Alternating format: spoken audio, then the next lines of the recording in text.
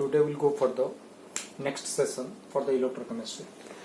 So here we'll discuss about electrolyte. Last class I told what is the meaning of electrolyte? The substance which can conduct electricity in its molten or solution form. So that is called electrolyte, and we have discussed about the electrolyte in the last class. So now I will tell how many types of electrolytes are there. Electrolytes are two types.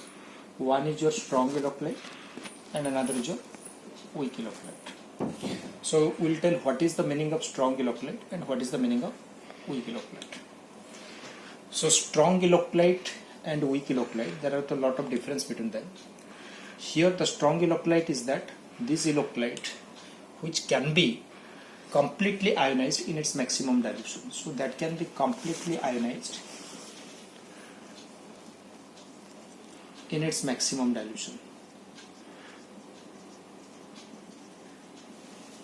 Whereas this one never be completely ionized even it is maximum dilution. So it is partially ionized. So this will be partially ionized.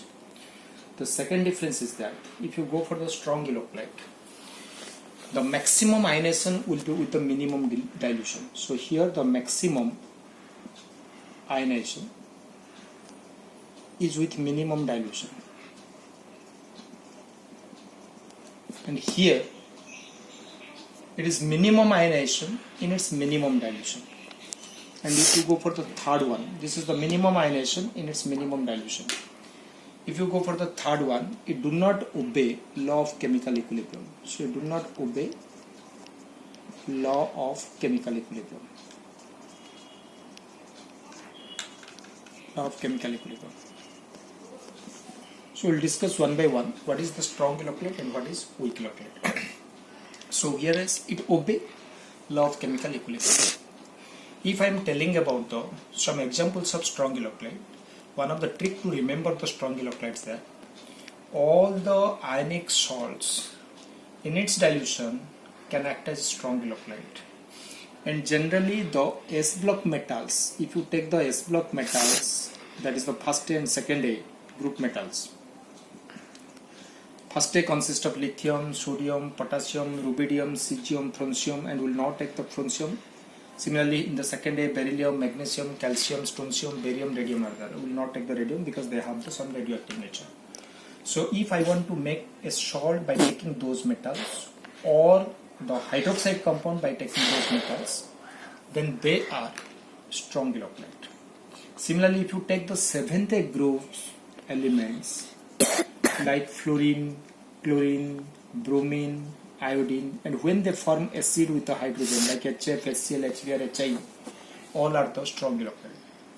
So strong electrolytes are all the salt in its solution or molten form, and the strong acid, strong base can act as a strong electrolyte, whereas weak electrolyte are all the weak acid and weak base.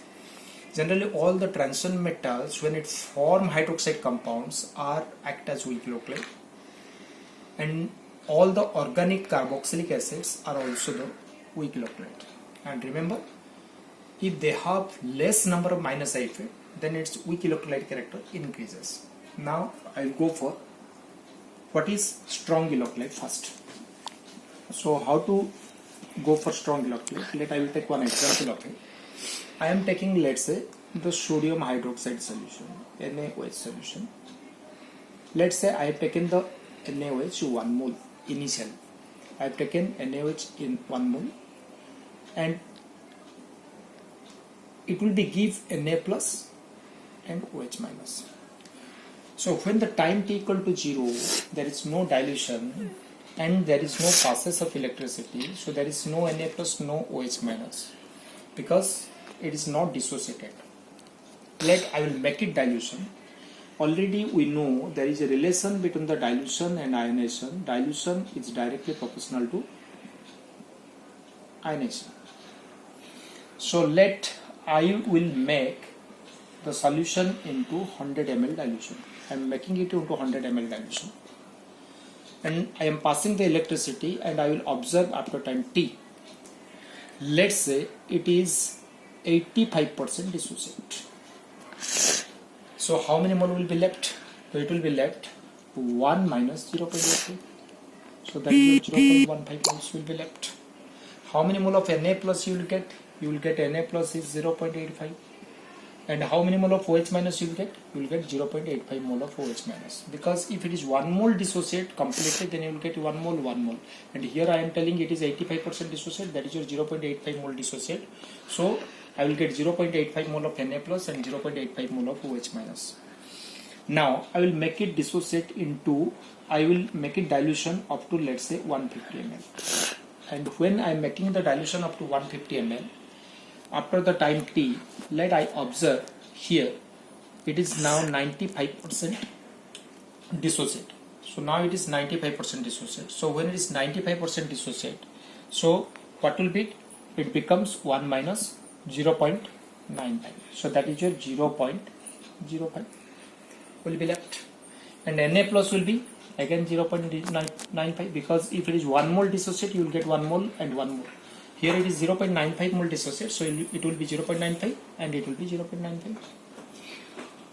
So now again I will make it into dilution, let's say 1, or let's say I will make it dilution into 200 ml, and I got that it is 100% dissociated. So what is the left? Nothing. 1 minus 1 will be 0. This will be Na plus will be 1 mole and OH minus you will get to 1 mole.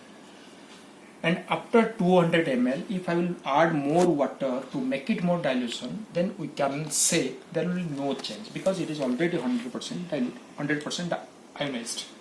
So this 200 ml is called maximum dilution for it.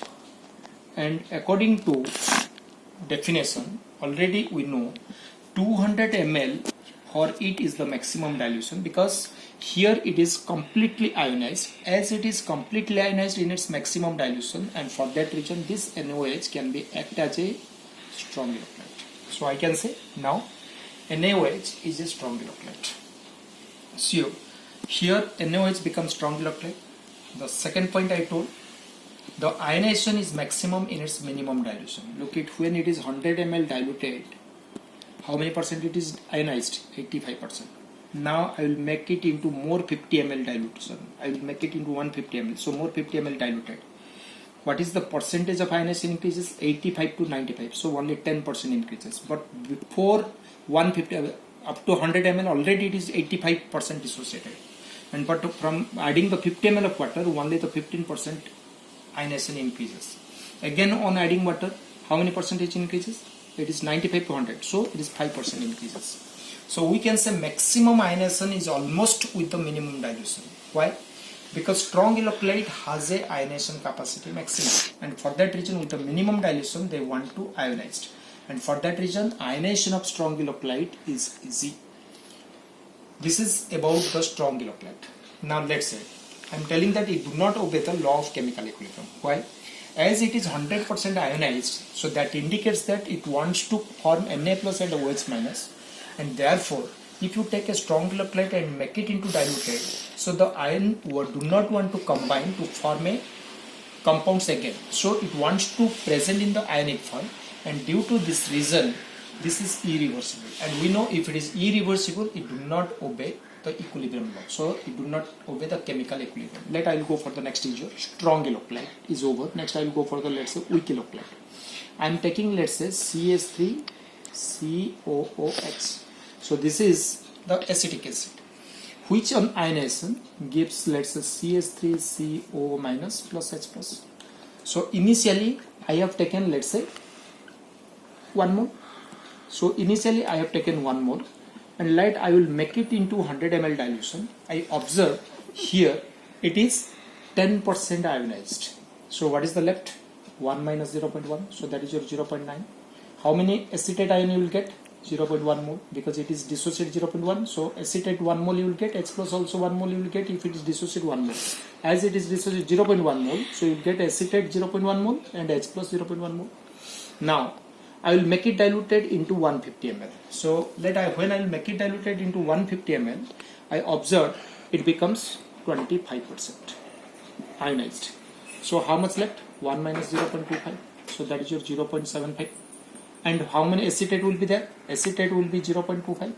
And how many H plus will be there? 0.25 moles H plus will be there. Again, I will make it dilution up to, let's say, 180 ml.